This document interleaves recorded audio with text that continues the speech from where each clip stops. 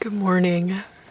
It's around 7:30 or 8, I think. It's cold. It's like 55 degrees right now, but it's a gorgeous, still morning. And my body's not as sore as I thought it was gonna be, which is really nice. But anyways, I want to try to get going while it's still chilly out so I can wear some of my layers and not have them on my back, because my left shoulder in particular is still pretty tender.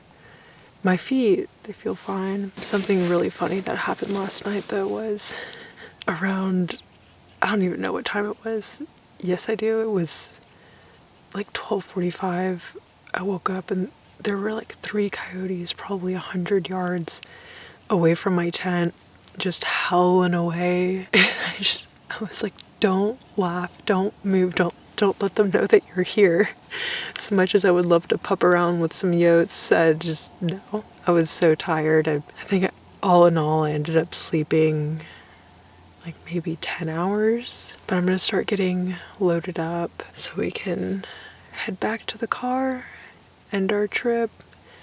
Just kind of bittersweet. I've had a really good time out here, even though I've gotten injured, gotten kind of lost, but it was exactly as it needed to be. And I'm really grateful that I was able to come out here and do the thing. And if you're wanting to come out here to Enchanted Rock, just be sure you have enough water. Respect the elements, respect nature, and you'll do all right. All right, y'all watch the sunrise. I'm gonna get loaded up.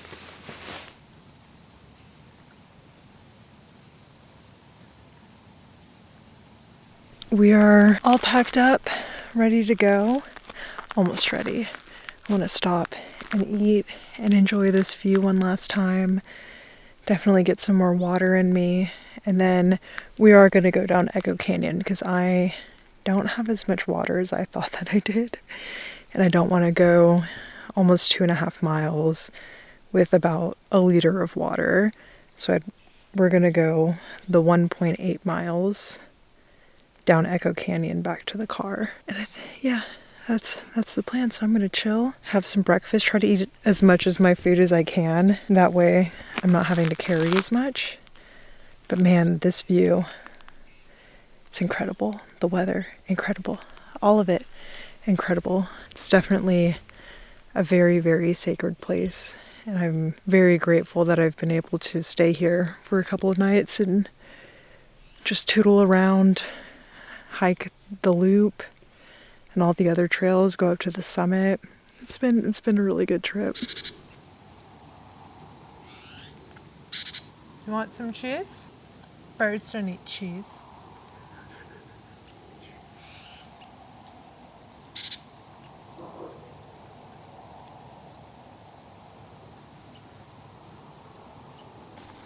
Let's go!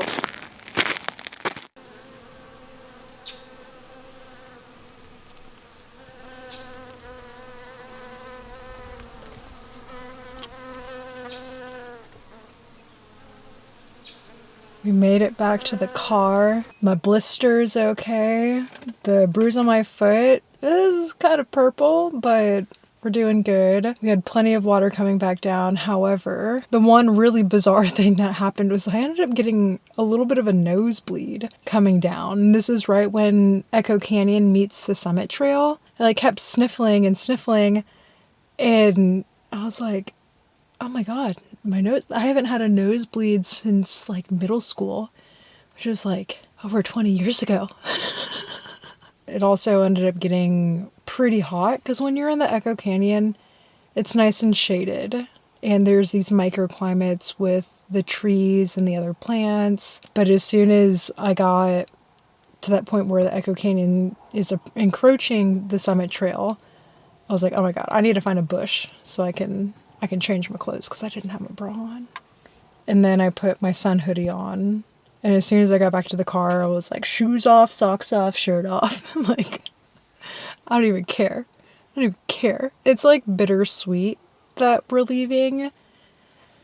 It's one of those things that my mind kept telling me, like, next time we come out, we're just going to stay in the campgrounds. But I think there is something really special about the primitive sites up top. Not only do you get just freaking incredible views, but you get a little bit more seclusion. Like, nobody was up there last night, and whenever I was making my reservations, it seemed like the whole the whole campground up there was going to be full. But there was just that one couple the first night, and then one person who I think ended up leaving like in the middle of the night. So I don't know. But I'm going to go stop by the camp store and see about getting like a hat or a patch. I don't know, something to commemorate this trip.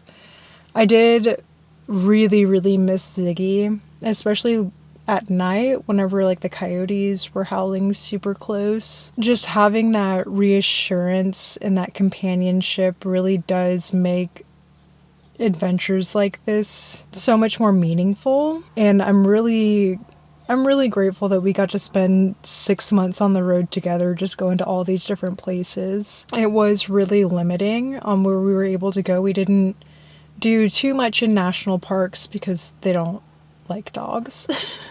But when we could, we did go to state parks, who are a lot more dog friendly. I'm just grateful that we had that time together. And I really loved seeing his fur on the pad because it just made me feel like he was still here. Really miss my boy.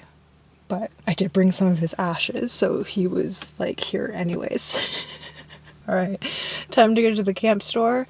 I think I'm gonna get some barbecue on the way home because, like, why not? And then shower. Actually, no shower. We're gonna jump in the lake. That's what we're gonna do.